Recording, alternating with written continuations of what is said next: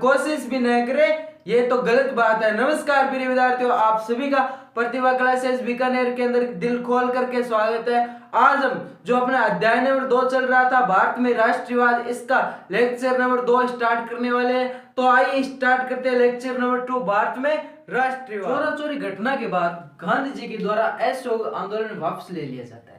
जब गांधी जी अपना असहयोग आंदोलन वापस लेती है तो उस वक्त पूरी जनता इस चीज का विरोध करती है और सभी नेता लोग और सभी क्रांतिकारी इस चीज का विरोध करते हैं कि आप इस आंदोलन को वापस मत लो, इसे चलने दो। अगर ये आंदोलन सफलतापूर्वक चलेगा तो हमें निश्चित ही स्वतंत्रता प्राप्त हो जाएगी। और अभी जनता के दिल में देश प्रेम की बहुत ही ज्यादा आग पनपी हुई है और वो अब आंदोलन का एक गहरा रूप ले चुकी है।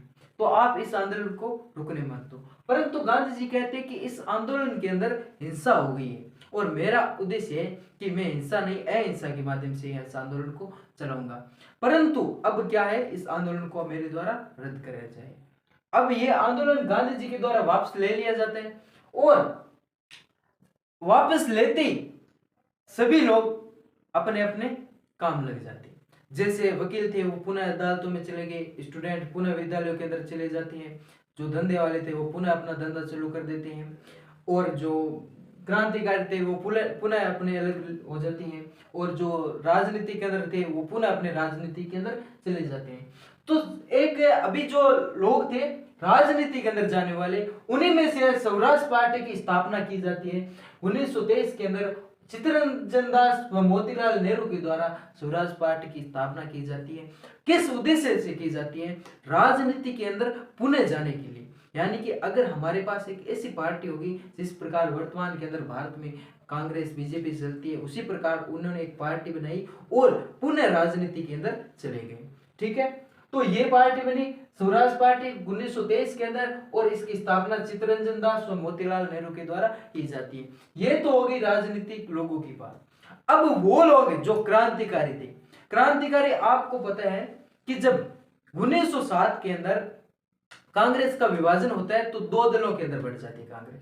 पहला नरम दल, दूसरा गरम दल। यानी कि गरम दल के अंदर वो लोग जो क्रांतिकारी थे, लाजपत राय, बाल गंगाधर तिलक सारे थे, यानी कि क्रांतिकारी लोग थे। और जो नरम दल था उसके अंदर केवल वे लोग थे जो सीधे साधे थे, हाथ जोड़कर ऐसे भाई हमें आजादी दे दो, असहयोग सत्याग्रह, इस प्रकार के जो सीधे साधे लोग थे वो लोग थे। ठीक है, अब क्या हुआ कि जैसे गांधी जी द्वारा असहयोग आंदोलन वापस ले लिया जाता है तो वो कांग्रेस का एक बार फिर से ऐसे विभाजन सा हो जाता है और जो क्रांतिकारी थे वो पुनः अलग हो जाते हैं। और उन्होंने कहा कि इस प्रकार से तो हमें स्वतंत्रता मिलेगी नहीं, हमें तो इस चीज का विरोध करना होगा। और एक चीज मैंने आपको बताई थी कि गांधी जी ने सत्याग्रह का रास्ता क्यों चुना, क्योंकि उन्हें लगता था कि अगर हम आमने सामने की लड़ाई लड़ेंगे तो उसके लिए हमें सेना की जरूरत होगी, अस्त्र शस्त्र की जरूरत होगी, धन की जरूरत होगी। ये चीज हमारे पास नहीं है क्योंकि अंग्रेजों के पास सेना है, आधुनिक हथियार है, हमारे पास नहीं है। तो इसलिए गांधी जी ने सत्याग्रह का रास्ता चुना। अब जो क्रांतिकारी थे वो इस चीज के बारे में नहीं सोच रहे थे। उन्होंने कहा हमें तो आमने सामने की लड़ाई लड़नी है, तो अब उन्हें सेना की, धन की जरूरत है। सेना तो वो एक तरह तो हो गए, बहुत सारे क्रांतिकारी, एक सेंटर बन गया, परंतु उन्हें धन की जरूरत है। तो उन्होंने क्या किया, एक संगठन तैयार किया जिसका नाम दिया गया HRA। क्या नाम दिया गया? HRA, Hindustan Republican association. ठीक है, और ये एक कांड करेंगे धन के लिए। किस लिए? धन के लिए, ताकि हम अपना जो क्रांतिकारी जो आंदोलन है वो चला सके। तो वो 9 अगस्त 1925 के दिन लखनऊ से सहारनपुर जाने वाली ट्रेन को लूट लिया जाता है क्रांतिकारियों के द्वारा। उसे काकोरी ट्रेन डकैती या काकोरी कांड के नाम से हम जानते हैं। तो HRA की पहली घटना तो ये हो गई, काकोरी ट्रेन डकैती। अब ब्रिटिश सरकार को पता चलता है कि HRA नाम का एक संगठन है जो गैर कानूनी है, सरकार के विरुद्ध कार्य कर रहा है। तो ब्रिटिश सरकार के द्वारा इसे गैर कानूनी घोषित कर दिया जाता है। ठीक है, और इसे गैर कानूनी घोषित करने के बाद जब पता चलता है कि इनके अंदर ये लोग शामिल थे तो 4 लोगों को फांसी दी जाती। किन किन को? राजेंद्र लाहिड़ी को, रोशन सिंह को, रामप्रसाद बिस्मिल्ला को और अशफाक उल्ला खां को दिसंबर 1927 के दिन फांसी दे दी जाती ब्रिटिश सरकार की। ठीक है। अब इसको गैर कानूनी घोषित कर दिया, ये एक दूसरा रूप लेकर आएगा जिसे हम कहेंगे HSRA। इसे हम थोड़ी देर बाद पढ़ेंगे। इससे पहले एक घटना और घटती है, उसे पढ़ते हैं। 1928 के अंदर क्या होता है कि साइमन कमीशन भारत आता है। सर साइमन कमीशन क्या है? यानी कि अंग्रेज सरकार थी, उनका एक 7 सिपाहियों का संगठन बनकर भारत आता है और वह ये कहते हैं कि हम आपके लिए एक संविधान की रूपरेखा तैयार कर देंगे, यानी कि संविधान तैयार कर देंगे, आप उसके आधार पर अपना भारत देश का शासन चलाना। तो पूरे भारत में इस चीज का विरोध होता है। क्यों होता है? कि 7 लोग आते हैं, सातों के सातों अंग्रेज अधिकारी। इसे श्वेत आयोग कहते हैं या फिर व्हाइट कमीशन नाम से भी जाना जाता है। तो इसका भारतवर्ष में पूरे में विरोध होता है। वही एक प्रसिद्ध घटना है लाहौर के अंदर लाला लाजपत राय के द्वारा इस चीज का विरोध किया जाता है और पुलिस प्रशासन के द्वारा वहां पर लाठीचार्ज की जाती है और लाला लाजपत राय की लाठी लगने से मौत हो जाती है। ठीक है। अब ये घटना अपनी साइमन कमीशन का विरोध हो रहा है। इसी बीच में भारतीयों को एक अंग्रेज अधिकारी था जिसका नाम था डॉर्ड वर्कीहैंड। ये कहता है कि आप हमारा इतना विरोध करते हो तो चलो आप हमें संविधान बनाकर बताओ। तो हमने स्वीकार कर लिया उनकी चुनौती। हमने कहा कि हम अपना संविधान स्वयं बना सकते हैं। तो नेहरू जी ने क्या किया? 1928 के दिन नेहरू रिपोर्ट पेश की। पहले हमारी संविधान की रूपरेखा थी नेहरू रिपोर्ट, 1928 के दिन पेश की और अंग्रेजों को कहा कि हमने आपकी चुनौती को स्वीकार करते हुए अपना संविधान तैयार किया, इस चीज को लागू कीजिए, हम इसके अकॉर्डिंग चलेंगे। परंतु अंग्रेजों को इस बात बिल्कुल नहीं मानती। तब क्या होता है कि नेहरू जी के द्वारा कांग्रेस के अधिवेशन में पूर्ण स्वराज्य की मांग की जाती है। कब की जाती है? दिसंबर 1919 को रावी नदी के तट पर पूर्ण स्वराज्य की मांग की जाती है कि हमें पूरा का पूरा राज्य चाहिए, यानी कि पूरा का पूरा भारत देश चाहिए, नहीं कि हमें आधा पड़ता राज्य नहीं चाहिए। यानी कि रावी नदी के तट के ऊपर कांग्रेस के अधिवेशन के अंदर पूर्ण स्वराज्य की मांग कर दी जाती है। और हमारा प्रथम स्वतंत्रता दिवस मनाया जाता है 26 जनवरी 1930 के दिन, पूर्ण स्वराज्य के रूप में हम मना देते हैं। सर्वप्रथम मनाया था। ठीक है, 26 जनवरी 1930 के अंदर हमने अपना प्रथम स्वतंत्रता दिवस रूप में मनाया था।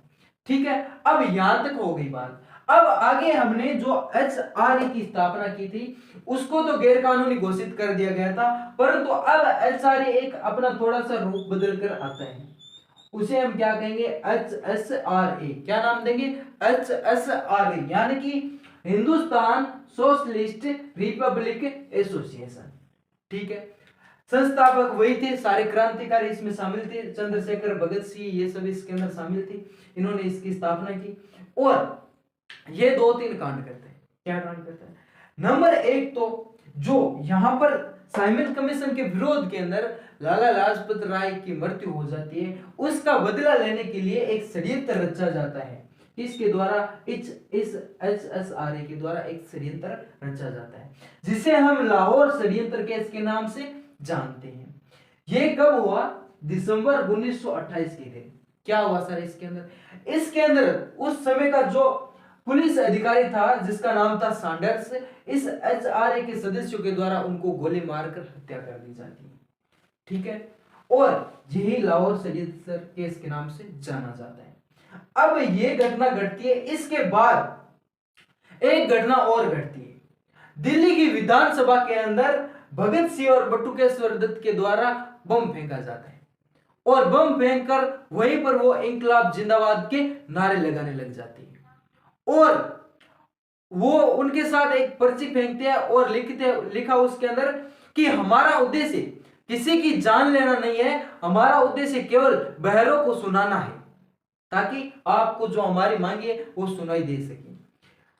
तो इस घटना के बाद 8 अप्रैल 1923 के दिन ये गिरफ्तार हो जाती है।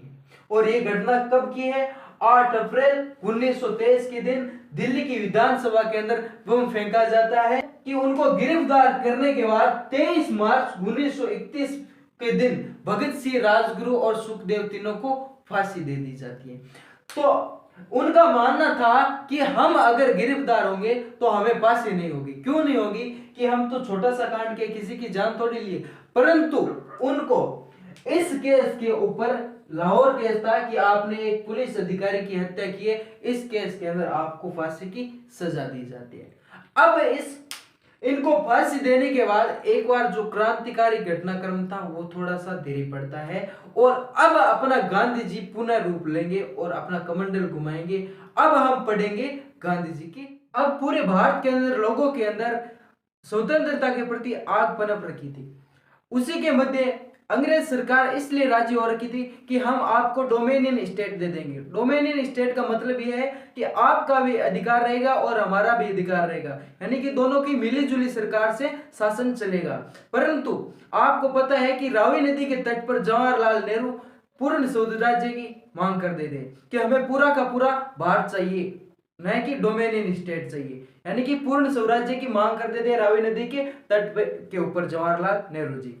उसी के बाद गांधी जी, बहुत सारे राजनीतिक ऐसे लोग थे जो राजी हो रखे थे कि भाई हाँ ठीक है, डोमेनियन स्टेट दे दो हमें और कोई दिक्कत नहीं है। परंतु कुछ बहुत सारे लोग ऐसे थे इस चीज से राजी नहीं थे। उनमें से गांधी जी ने क्या किया कि वायसराय इरविन को एक खत लिखा।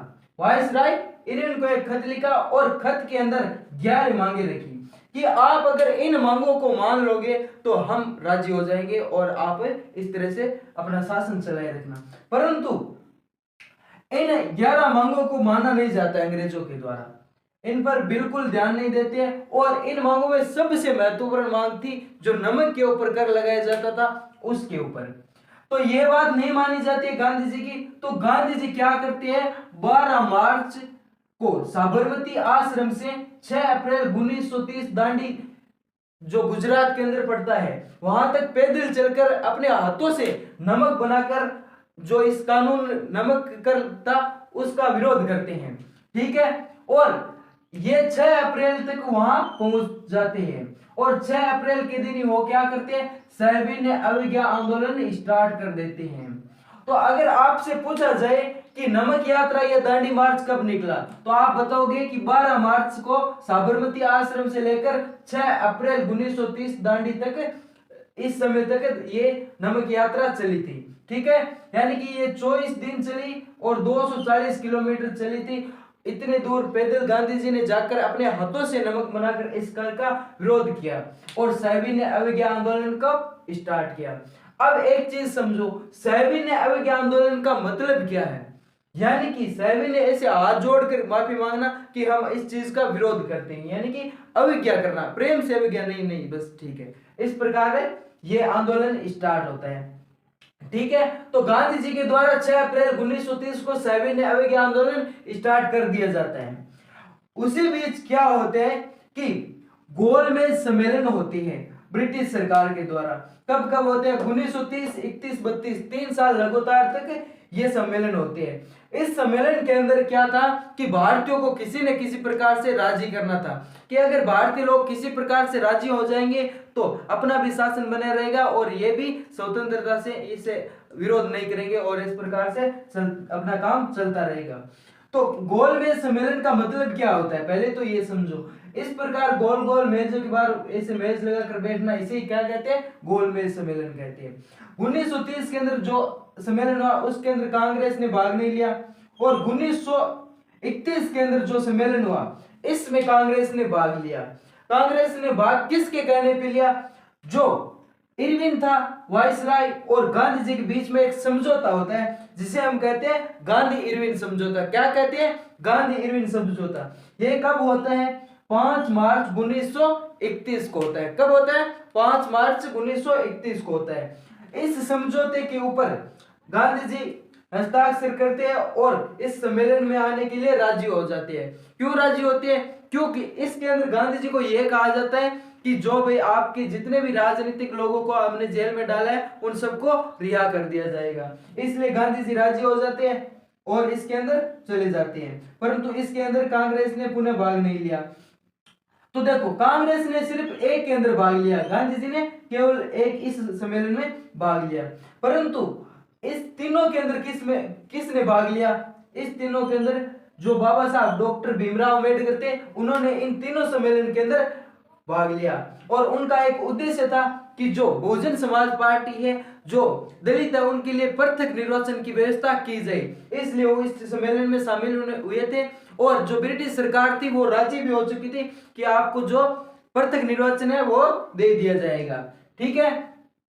तो उसके बाद क्या होता है कि जो यहाँ पर अंग्रेज राजी हो जाते हैं बाबा साहब को देने के लिए कि यहाँ पृथक निर्वाचन दे दिया जाता है। इसी बात को लेकर महात्मा गांधी नाराज हो जाते हैं कि नहीं, ये बात गलत है, हम ऐसा काम नहीं करेंगे, क्योंकि अगर ऐसा काम करेंगे तो भारत कई टुकड़ों में विभाजित हो जाएगा। क्योंकि ऐसे जो अपना हिंदू मुस्लिम अलग अलग विभाजन हो रखे हैं, अगर आपने दलितों के लिए पृथक निर्वाचन की व्यवस्था की तो ये भी एक अलग हिस्सा या अलग समुदाय बन जाएगा। तो इसी बात को लेकर पूना के नरोदा जेल के अंदर महात्मा गांधी और बाबा साहब डॉक्टर भीमराव अम्बेडकर के साथ एक पैक्ट होता है, यानी कि एक समझौता होता है, 1932 के अंदर होता है। तो उसमें जो बाबा साहब है वो गांधी जी की बात मान लेते हैं कि भाई आप इसका निर्वाचन की अलग मांग मत करो, अगर मांग करोगे तो क्या है कि पूरा भारत क्या हो जाएगा, विभाजन हो जाएगा, अलग अलग समुदायों के बारे में बंटवारा हो जाएगा। तो बाबा साहब पढ़े लिखे थे, वो मान लेते हैं कि हाँ बात इनकी भी सही है, परंतु इनके लिए पृथक रूप से कोई व्यवस्था की जानी चाहिए, तो अलग से संविधान में उनके लिए व्यवस्था कर देते हैं, ठीक है। और 1940 के अंदर पाकिस्तान की मांग की जाती है जिन्ना के द्वारा कि हमें भी अपना अलग ही मुल्क चाहिए। फिर क्या होता है, 1942 के अंदर क्रिप्स मिशन आता है। क्रिप्स मिशन क्या था? क्रिप्स मिशन जो द्वितीय विश्व युद्ध चल रहा था उसके अंदर भारतीयों से सहायता प्राप्त करना था कि अगर भारतीय हमारा इसमें सहायता कर देंगे तो हम आपको, जैसे द्वितीय विश्व युद्ध समाप्त होगा, हम आपको क्या कर देंगे, स्वतंत्र कर देंगे। परंतु हम लोग इसका विरोध करते हैं क्योंकि हमारे साथ आपने एक बार भी छल कपट कर लिया था। कब किया था? प्रथम विश्व युद्ध के अंदर, कि आपने कहा था कि आपको बहुत सारी सुविधाएं देंगे, परंतु आपने कुछ भी सुविधाएं नहीं दी थी प्रथम विश्व युद्ध के बाद, तो हम आपकी बात मानने को राजी नहीं है। और उसी के साथ क्या करते हैं, महात्मा गांधी जी भारत छोड़ो आंदोलन स्टार्ट करते हैं।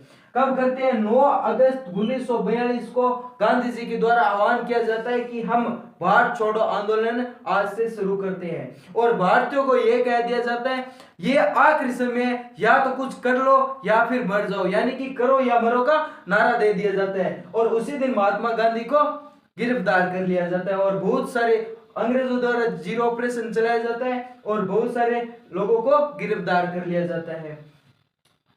काफी समय बाद 15 अगस्त 1949 को भारत को आजादी मिल जाती है।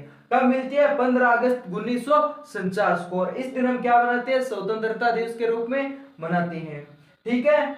और 26 नवंबर 1949 को अपना संविधान बनकर क्या हो जाता है? तैयार हो जाता है। और इस संविधान को लागू कब किया जाता है? 26 जनवरी 1950 को लागू कर दिया जाता है। सर बनकर यह 26 जनवरी 1949 को तैयार हो गया था, परंतु इसको लागू 26 जनवरी 1950 को क्यों किया गया? क्योंकि 26 नवंबर 1949 को तो ये तैयार हुआ था, परंतु हमने 26 जनवरी को स्वतंत्रता दिवस मना लिया था। कब बनाया था? जवाहरलाल नेहरू के द्वारा कांग्रेस अधिवेशन के अंदर कह दिया जाता है और 26 जनवरी 1930 को हम प्रथम स्वतंत्रता दिवस मनाते हैं। इसलिए उन्होंने क्या किया कि हम इस को लागू कब करेंगे? इस 26 जनवरी की तारीख को लागू कर देंगे। तो 26 जनवरी 1950 को संविधान लागू कर दिया जाता है। उम्मीद करता हूँ आपको ये वीडियो पसंद आ रहे होंगे। अगर आपको ये पसंद आ रहे हैं तो लाइक कीजिए, शेयर कीजिए और सब्सक्राइब कीजिए ताकि हमें भी मोटिव मिलता रहे और हम आपके लिए बेहतरीन से बेहतरीन मेहनत करें और आपको इससे अच्छा मैटर दे सकें। धन्यवाद।